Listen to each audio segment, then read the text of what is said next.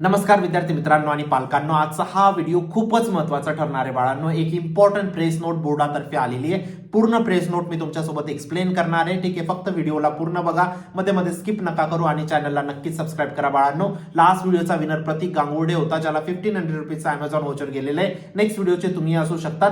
प्रत्येक व्हिडिओमधून आपण एक लकी सबस्क्रायबरला पिक करतो बाळांनो. नेक्स्ट व्हिडिओचे तुम्ही असू शकतात आणि व्हॉट्सअप ग्रुपला नक्कीच जॉईन करा. व्हॉट्सअप ग्रुपच्या माध्यमातून कुठूनही काही प्रश्न समजला बोर्डाचा, सगळ्यात पहिले व्हॉट्सअप ग्रुपला येतो, फुल होऊन जाईल ग्रुप, त्याआधी जॉईन करून घ्या बाळांनो. ठीक आहे, बघूया बोर्डाची काय प्रेस नोट आलेली. पूर्ण प्रेस नोट मी तुम्हाला वाचून दाखवतो बाळांनो. ठीक आहे, बघा.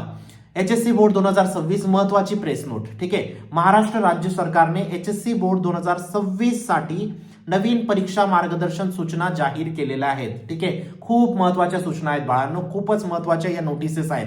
फक्त व्यवस्थित ऐका मी काय सांगतोय. ठीक आहे, आता बघूया पहिली जी नोटीस आहे तिच्यावरती जाऊया बाळांनो आपण.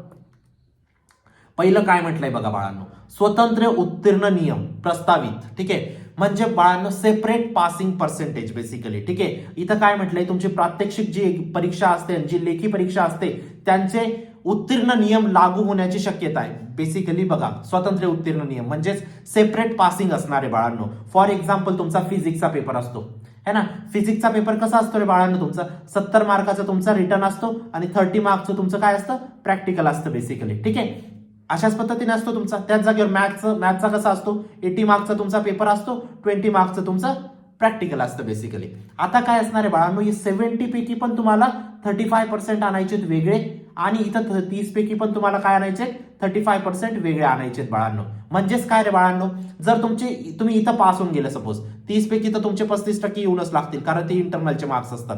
जर या 70 पैकी 35% नाही आले बाळांनो, तरी तुम्ही फेल होऊ शकतात. असं नाही की इथं 30 पैकी 30 भेटून गेले आणि इथं 70 पैकी 10 मार्क भेटले आणि माझे 40 मार्क झाले, मग मी 35च्या पुढे गेलो आणि मी पास झालो, असं कन्सिडर करायचं नाही. ठीक आहे, गोष्ट समजते तुम्हाला. हे 70 जे आहेत याच्यापैकी तर तुम्हाला 35% आणायचेत. ठीक आहे, म्हणजे तुमच्याला अराउंड 20च्या वरती मार्क तुम्हाला आणायचेत आणि इथं 30 पैकी सुद्धा तुम्हाला 9-10 मार्क आणायचेत बाळांनो. ठीक आहे, तेव्हा जाऊन तुम्ही पास होणार. गोष्ट समजते. ठीक आहे, चला. विद्यार्थ्यांना दोन्ही परीक्षांमध्ये स्वतंत्रपणे उत्तीर्ण होणे आवश्यक असू शकते. ठीक आहे, हे झाले तुमचं सेपरेट पासिंग पर्सेंटेज, तुमचं या वर्षापासून लागू होऊ शकतं बाळांनो. ठीक आहे, आता पुढची जी अपडेट आहे ती बघून घेऊया.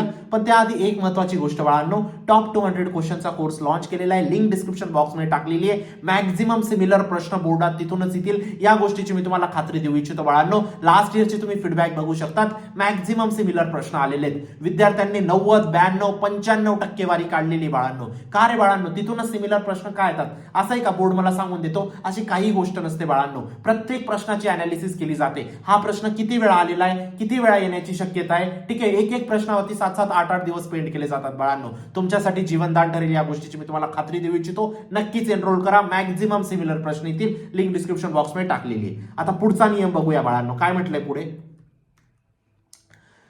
अनुप्रयोग आधारित प्रश्न म्हणजेच काय रे बाळांनो, अनुप्रयोग आधारित म्हणजे काय तुम्हाला इन शॉर्ट, आता हा शब्द खूप मोठा आहे, application based question. Basically application based प्रश्न तुमचे यावर्षी खूप जास्त असणार आहेत. इथं बोर्डाने काय म्हटलंय बघा, एचएससी बोर्ड 2026 मध्ये बहुतेक प्रश्न अनुप्रयोग आधारित असतील. म्हणजे बहुतेक प्रश्न तुमचे, मोस्ट ऑफ क्वेश्चन तुमचे कसे असतील, ऍप्लिकेशन बेस असणार आहेत बाळांनो. ठीक आहे, केवळ पाठांतर न करता संकल्पनांची स्पष्ट समज असणं आवश्यक आहे. ठीक आहे, फक्त तुम्हाला रोट लर्निंग नाही करायचं, फक्त तुम्हाला रट्टा नाही मारायचा गोष्टींचा, प्रत्येक गोष्टीला समजून करायचंय.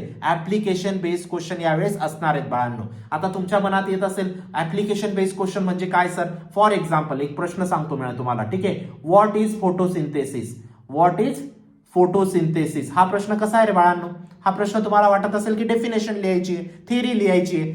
हा प्रश्न आता झाला थेरॉटिकल प्रश्न. याच प्रश्नाला ऍप्लिकेशन बेस कसं करतील रे बाळांनो?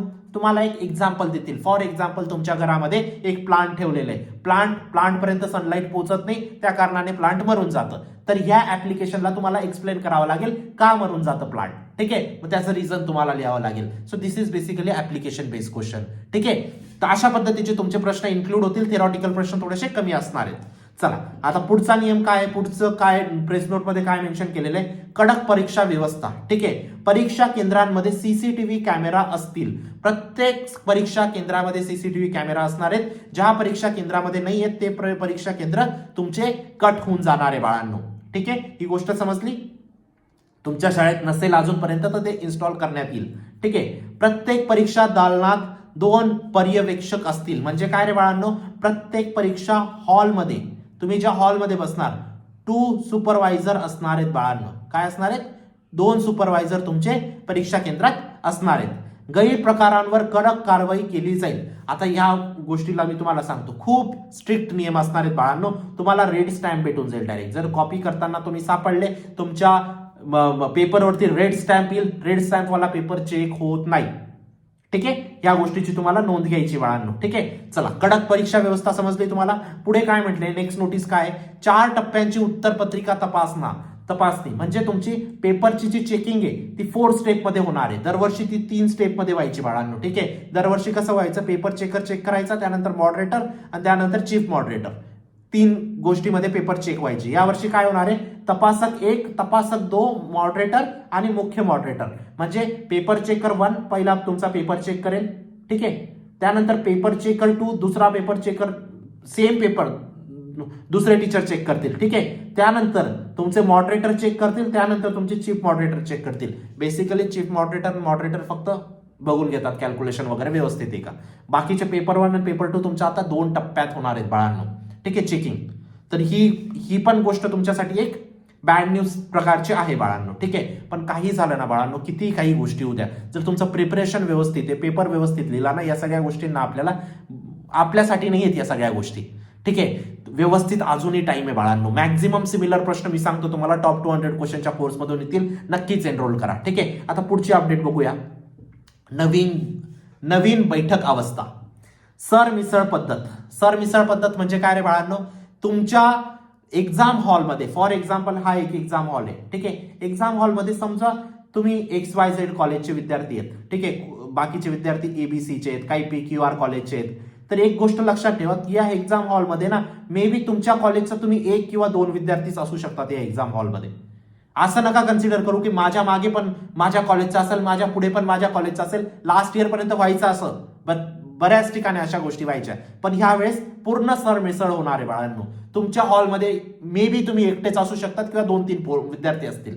ठीक आहे, यामुळे नकल रोखली जाईल आणि शिस्त राखली जाईल. ठीक आहे, ही पण गोष्ट प्रेस नोट मध्ये कन्सिडर करण्यात आलेली बाळांनो.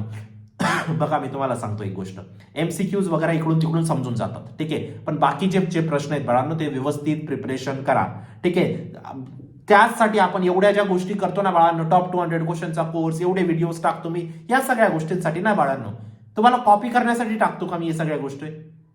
तर ह्या गोष्टींचं थोडीशी नोंद घ्यायची तुम्हाला. ठीक आहे, पुढे काय म्हटलेलं आहे, सगळ्या गोष्टींचा कन्क्लुजन काय बाळांनो, HSC बोर्ड 2026 ची परीक्षा अधिक कठीण व शिस्तबद्ध असणार आहे. विद्यार्थ्यांनी आतापासून नियोजनबद्ध अभ्यास करावा. ठीक आहे, व्यवस्थित टाइम टेबल नुसार अभ्यास करा बाळांनो. ठीक आहे, या सगळ्या गोष्टी होत्या आजच्या व्हिडिओमध्ये. व्हिडिओ कसा वाटला नक्कीच मला कॉमेंट सेक्शन मध्ये सांगा. टॉप 200 क्वेश्चनचा कोर्स आपण लवकर बंद करतोय. जे विद्यार्थी इंटरेस्टेड असतील लवकर एनरोल करा, लवकर बॅच क्लोज होणार आहे. भेटूया नंतरच्या व्हिडिओमध्ये बाळांनो. व्हॉट्सअप ग्रुपला जॉईन करा. तोपर्यंत बाय, टेक केअर, थँक्यू.